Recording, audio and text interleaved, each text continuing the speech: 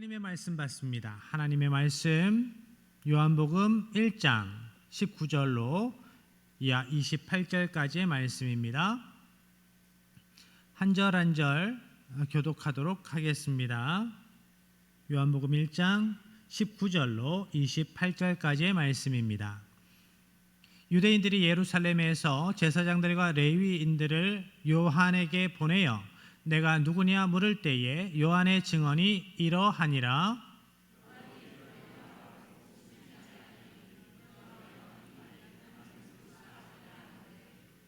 또 묻되 그러면 누구냐? 내가 엘리야냐? 이르되 나는 아니라. 또 묻되 내가 그 선지자냐? 대답하되 아니라.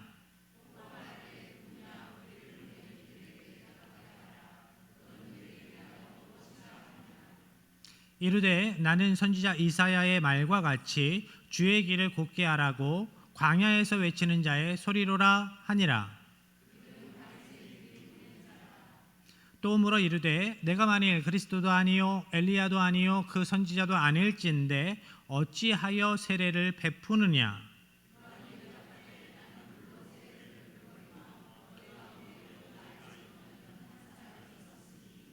곧 내 뒤에 오시는 그이라. 나는 그의 신발끈을 풀기도 감당하지 못하겠노라 하더라.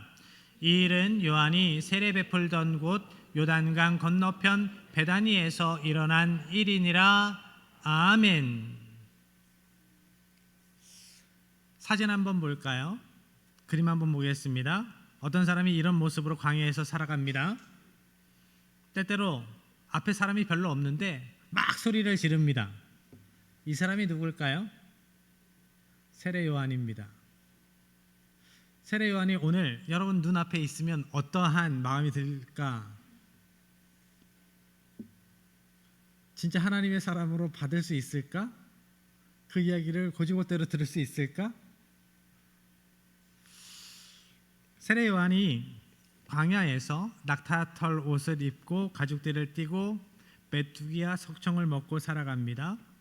주의 길을 예비하라고 소리 지릅니다. 자, 때때로 요단강에 가서 세례를 베풉니다. 사람들이 그 모습을 보고 듣고 점점 궁금해집니다. 세례 요한이 뭐 하는 사람이야? 요한이라는 사람이 뭐 하는 사람이야? 어떤 사람이야? 궁금해지지요.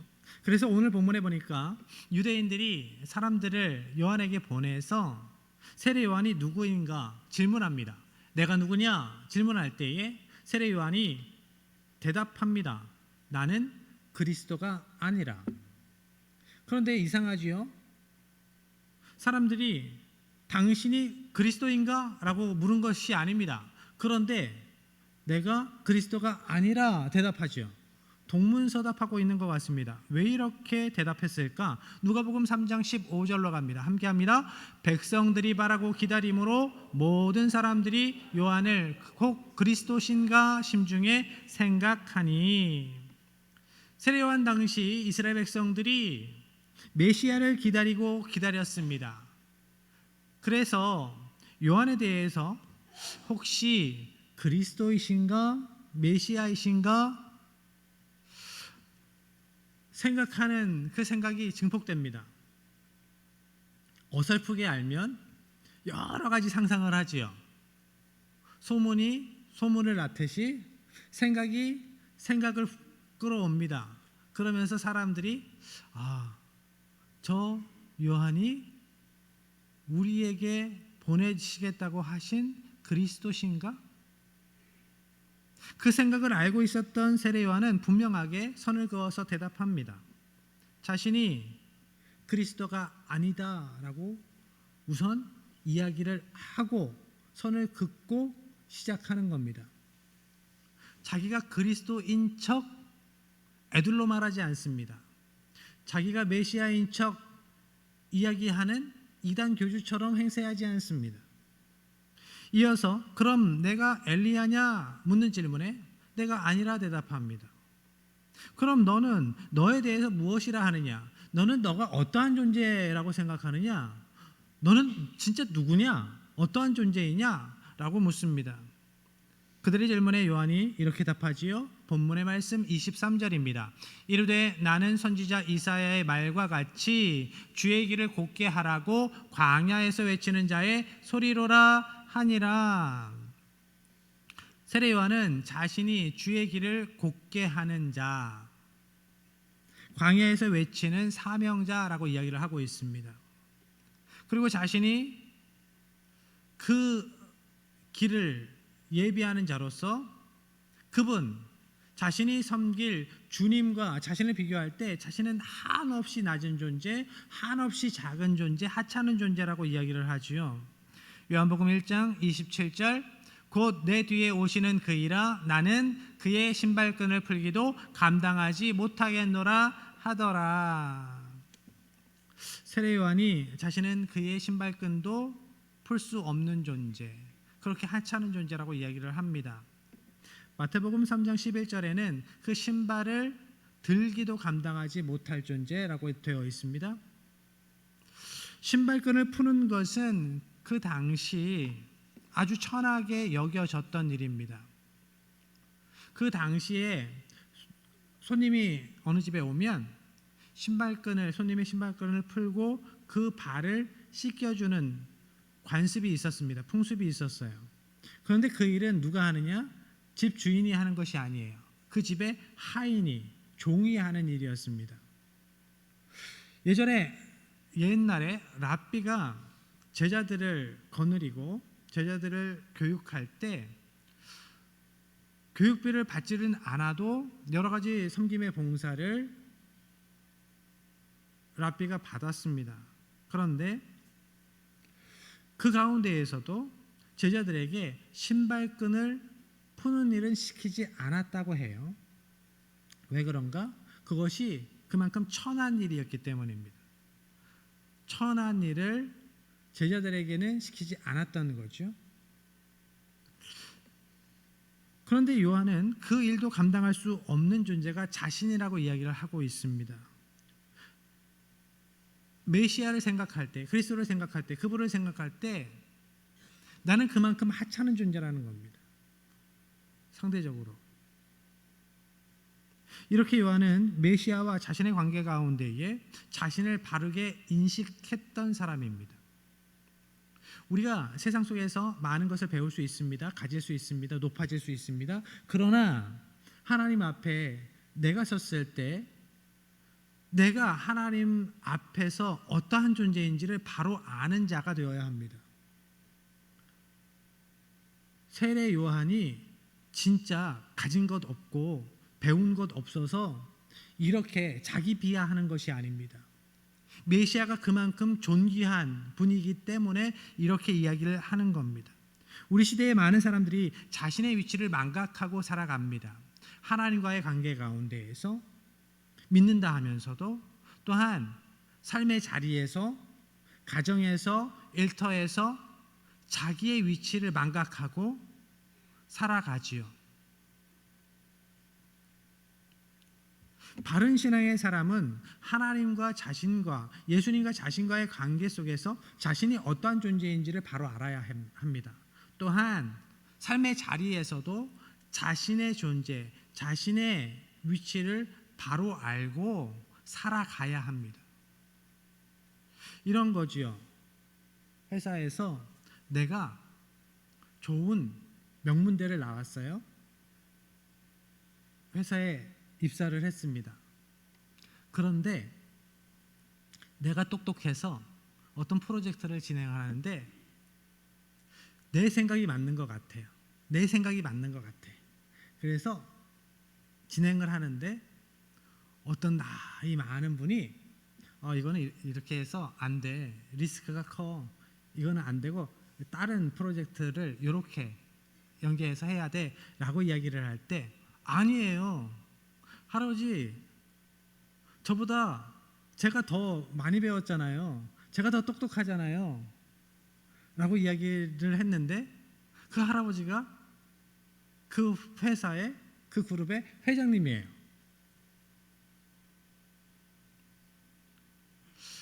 이런 거지요. 우리가 하나님과의 나와의 관계 가운데에서 하나님의 말씀이 아닌 나의 주장을 한다는 것은 그보다 더 우매한 짓이다라는 것이죠. 합당한, 내가 하나님 앞에 어떠한 존재인지를 알고 합당한 행동을, 합당한 말을 해야 합니다. 그리고 누가복음 3장 16절 말씀에 보면 오늘 본문 말씀 뒤에 이러한 말씀이 이어져요. 그는 성령과 불로 너희에게 세례를 베푸실 것이요. 요한은 유대인들이 가지고 있었던 마음속의 생각을 거부합니다. 세례 요한이 그리스도나 엘리야 같은 위대한 선지자가 아닐까? 그렇게 기대하는 생각, 그들의 마음을 거부합니다. 자신에게 쏠리는 관심을 거부해요.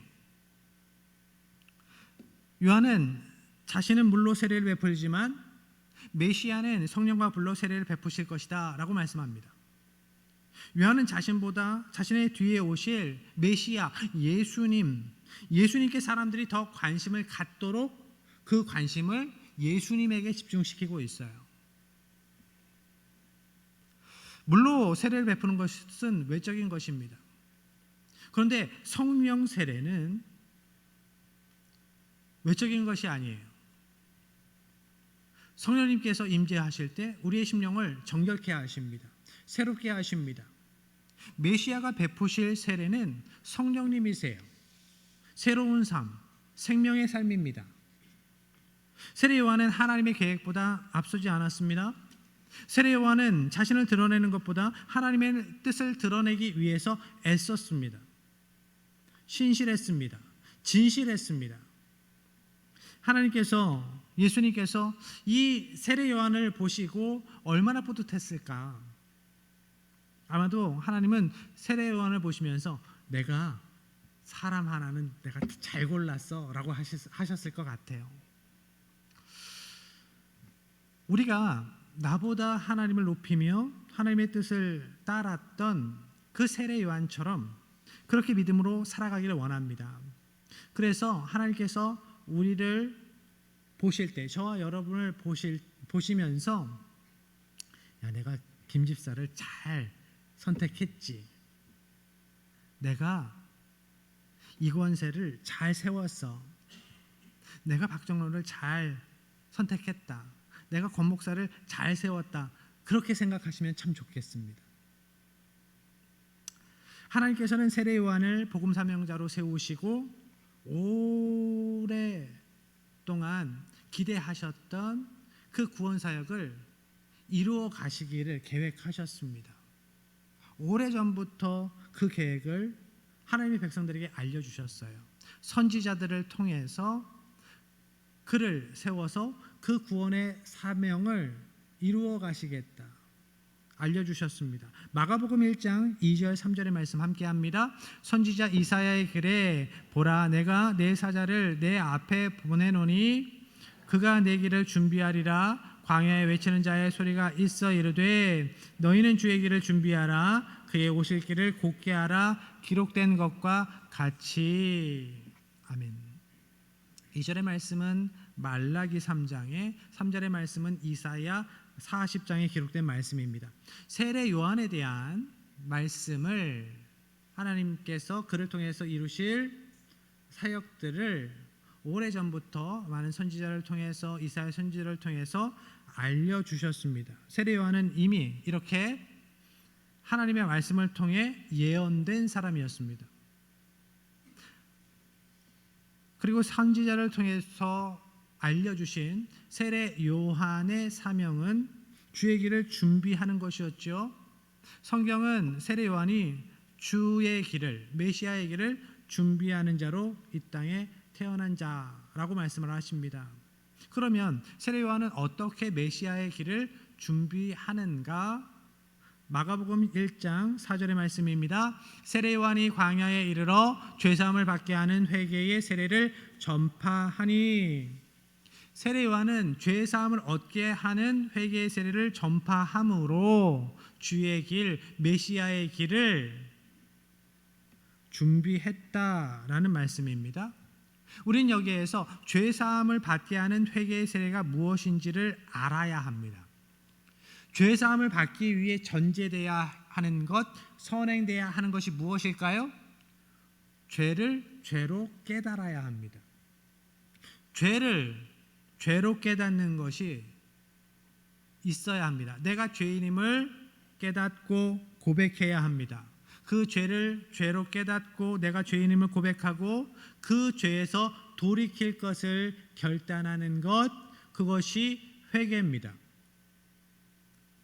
회개가 없는데 일방적으로 죄를 사해 준다? 그건 불가능한 일입니다. 성경적이지 않아요. 어떠한 사람이 죄를 어떠한 다른 이에게 죄를 저질렀을 때 어떻게 해야 하는가? 무조건적으로 어려움 당한 사람에게 그래도 좋은 마음으로 용서해 줘. 그 사람은 용서해 줄 수 있지만 하나님과의 관계 가운데에서, 믿음의 관계 가운데에서 그것은 온전한 용서가 되는 것이 아닙니다. 자신의 죄를 깨닫고 진정으로 용서를 구하고 그러한 죄를 다시 짓지 않겠다라는 믿음의 결단이, 믿음의 고백이 있어야 그 죄에 대한 고백을 받고 죄를 용서해 주든 안 하든 그것이 가능한 것이지요. 그래서 죄를 깨닫고 고백하는 것이 선제되어야 합니다. 그래서 세례 요한이 메시아의 길을 준비하기 위해서 한 일, 하나님께서 그에게 맡기신 사명은 죄를 죄로 드러나게 하는 겁니다. 죄를 지적하는 거죠. 사귀시지 마십시오. 죄입니다. 라고 이야기하는 것. 육신의 정욕을 품고 자신의 아내 이외에 다른 여인들을 탐하지 마십시오. 그것은 죄입니다. 선명하게 이야기하는 것. 이간질하지 마십시오. 거짓말하지 마십시오. 그것은 하나님께서 참담하게 여기시는 죄입니다. 라고 선명하게 알려주는 것. 그러한 일들을 세례 요한이 했다. 그것이 세례 요한의 사명이었다라는 것입니다.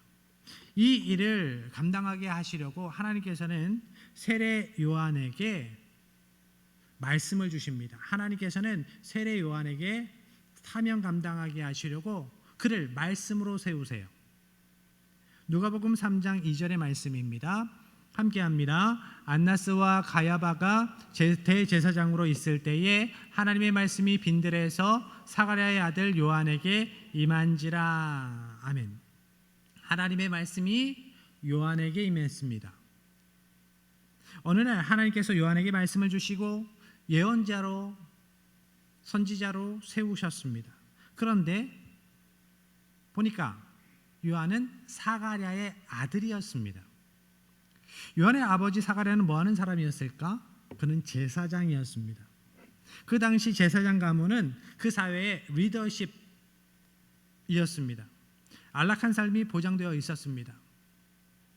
그 당시 이스라엘 백성들이 제사장 가문을 볼 때에 그 마음이 요즘에 목회자 가문을 볼 때하고 영판 달라요. 요즘에는 성품이 너무 좋아서 사모시켰으면 좋겠어요. 그러면 안 돼요 그러잖아요. 목회자로서 참 준비된 아이인 것 같아요. 신학교를 보내면 좋겠어요. 안 돼요. 왜 그럴까요? 고생할까봐, 마음고생할까봐. 그런데 예전의 제사장 가문은 그렇게 생각되는 가문이 아니었다라는 거죠. 그 당시 제사장 가문은 사회 리더십 그룹이었습니다. 안락한 삶이 보장된 이들이었어요. 제사장은 백성들을 위해서 하나님께 나아가 제사하고 또한 중보하고 그들을 위해서 축복하고 자비를 구하는 일을 했기 때문에 백성들로부터 사랑받고 존경받았습니다. 인정받았어요. 그에 비해서 예언자들은 많은 이스라엘 백성들에게 환영받지 못했습니다. 기본적인 의식주 생활도 보장받지 못하는 이들이 예언자였습니다. 그리고 예언자들은 대부분 사람들이 듣기 싫은 소리를 하거든요. 죄에서 돌아서야 합니다. 그렇게 살면 안 돼요. 하나님의 심판이 있을 겁니다. 주된 메시지였어요. 하나님의 심판을 기억하십시오. 죄에서 돌이키십시오. 그렇게 살면 안 돼요.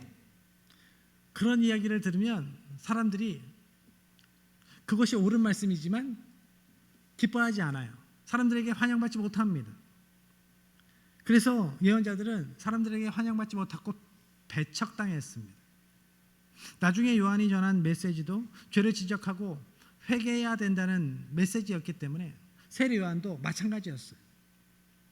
그런데 이렇게 사회 리더십 그룹으로 안락한 삶이 보장되었던 제사장 가문에서 태어난 이 요한이 사람들에게 환영받지 못하는 예언자의 삶을 살아갑니다. 요한은 왜 보장된 안락한 삶을 내려놓고 사람들에게 환영받지 못하는 예언자의 삶을 살아가게 되었는가? 하나님께서 말씀을 주셨기 때문입니다. 어떤 분이 남편이 예수 믿어서 행복한 믿음의 가정을 이루는 게 기도의 제목이었는데 진짜 그 기도를 하나님께서 들어주셨어요. 남편이 예수 믿어서 열심히 신앙생활을 합니다. 그런데 그 믿음의 열심이 점점 커져요. 교회에서 건축을 했습니다. 집을 팔아서 전세로 내려앉았어요. 그러니까 그때부터 그 권사님의 기도가 바뀌어요. 하나님 적당히 하게 해주세요. 저희 집안의 어떤 분의 이야기입니다. 하나님의 말씀 너무 열심을 낼까 봐 걱정돼서 하나님의 말씀을 받기 두려워하시는 분이 계십니까? 세례 요한은 하나님의 말씀을 받았을 때 그 말씀에 순종해서 예언자의 삶을 살아갑니다. 하나님께서 요한을 부르셔서 말씀을 주셨기 때문에, 말씀을 통해서 예언자로서의 사명을 주셨기 때문에 요한은 제사장 직분을 내려놓고 멸시천대 받는 예언자의 삶을 살아가죠. 요한은 다른 이들의 멸시천대뿐만 아니라 제 가족과 제사장 가문, 그 가문의 문중 어르신들로부터 계속 질타를 받았을 겁니다. 분명. 가만히 있어도 존경받고 잘 먹고 잘 살 텐데 왜 사서 고생하냐 넌? 혼자 거룩한 척하네? 이런 이야기를 들었을 것이 분명합니다. 사실 제사장도 예언자도 하나님께서 세우신 사람들이지만 그들이 갈등 관계 가운데 있었습니다. 구약 시대에 보면, 신약 시대에 보면 아모스서 5장 21절로 24절까지의 말씀 함께 합니다. 내가 너희 절기를 미워하여 멸시하며 너희 성회들을 기뻐하지 아니하나니 너희가 내게 번제나 소제를 드릴지라도 내가 받지 아니할 것이요 너희의 살찐 희생의 화목제도 내가 돌아보지 아니하리라. 내 노래소리를 내 앞에서 그칠지어다 내 비파소리도 내가 듣지 아니하리라. 오직 정의를 물같이 공의를 마르지 않는 강같이 흐르게 할지어다. 아멘. 제사장에게 제사보다 중요한 것이 없었습니다. 제사장들은 그때 나는 제사를 위해서 태어났다, 나는 제사를 위해서 존재한다 라고까지 생각했을 거예요. 그런데 예언자는 이렇게 이야기를 합니다. 하나님께서 절기와 성회를 미워하십니다. 기뻐하지 않으십니다. 절기와 성회가 뭔데요? 제사란 말입니다. 예배란 말입니다. 제사장은 제사를 목숨처럼 붙들고 있는데 예언자는 그게 아니다. 제사도 중요하지만 하나님은 공의와 정의를 더 원하신다라고 이야기를 합니다. 맞는 말이에요. 제사도 중요하고 정의와 공의도 중요합니다. 모든 것이 따로 있는 것이 아니에요. 그렇지만 제사장들이 예언자들을 볼 때 껄끄러워요. 그것이 현실이었습니다. 그네들의 현실이었어요. 그들을 대하기가 싫습니다. 그런데 그런 제사장 가문의 요한이 예언자가 되었다라는 겁니다. 세례 요한이 왜 예언자가 되었습니까? 하나님의 말씀이 임했기 때문에, 말씀을 통해서 하나님께서 예언자의 사명을 주셨기 때문입니다. 세례 요한에게는 자신의 출생 배경보다 하나님의 말씀이 귀했어요. 세례 요한에게는 사명이 더 귀했습니다. 그래서 말씀을 따라 광야로 나아가서 사명자의 삶을 살아갑니다. 누가복음 3장 2절 하반절, 하나님의 말씀이 빈들에서 사가랴의 아들 요한에게 임한지라. 하나님의 말씀을 히브리어로 다바르라고 합니다. 그런데 하나님의 임재가 있는 지성소를 히브리어로 드비르라고 해요. 그런데 이 두 단어가 광야라는 단어, 미드바르라는 단어와 어근을 같이 합니다. 무슨 의미일까요? 유대인들은 광야를 하나님의 임재가 있는 장소로 인식했습니다. 하나님의 말씀을 듣는 곳으로 생각을 했어요. 제사장 가문에서 태어나 존경받으며 편하게 살아갈 수 있는 세례 요한이었지만, 그는 하나님의 말씀이 임했을 때 광야로 나갔습니다. 말씀으로 부르시는 하나님의 말씀에 순종했습니다. 기꺼이 광야로 나아가서 하나님의 말씀 앞에 섭니다. 하나님의 말씀을 받고 하나님의 말씀에 순종해서 하나님의 말씀을 외치며 살아갑니다. 말씀을 통해 사명을 확인하고 광야에서 말씀으로 사명으로 살아갔던 세례 요한. 세례 요한은 그 말씀을 온전히 붙잡았기 때문에, 자신의 사명을 분명히 알았기 때문에, 사람들이 자신에 대해서 궁금해할 때에도, 사람들의 관심이 자신에게 집중될 때에도 거기에 흔들리지 않았습니다. 그것이 유혹이 될 수 있는데 그 유혹에 흔들리지 않습니다. 스스로 자신을 높이지 않아요. 메시아로 이 땅에 오신 예수님께로 그들의 관심을 집중시키는 그것이 세례 요한의 사명이었습니다. 그것이 세례 요한의 모습이었어요. 여러분, 세상이 여러분에게 내가 누구냐, 네가 누구냐라고 물을 때에 여러분은 대답할 말을 가지고 계십니까? 여러분 누구십니까? 여러분의 사명은 무엇입니까? 하나님께서 여러분을 통해서 어떠한 일을 이루어 가시기를 기대하고 계십니까? 말씀을 통해 하나님께서 여러분에게 맡기신 사명을 확증받으시길 바랍니다. 그리고 사람들의 물음에 하나님께서 기뻐하실 대답을 하는 성도 되시길 바랍니다. 그래서 세례 요한처럼 여러분을 통해서 예수님의 구원의 사역이 준비되고 진행되기를 축복합니다. 여러분의 믿음의 선포로 사람들이 예수님께 집중하고, 여러분의 믿음의 선언으로 인하여서 하나님께서 영광 받으시기를 주님의 이름으로 간절히 축복합니다. 이 시간 우리가 세상 속에서 주가 주되심을 선포하는 자로, 사명자로 살아갈 것을 믿음으로 결단하며 주가 주되심을 찬양하고 기도합니다.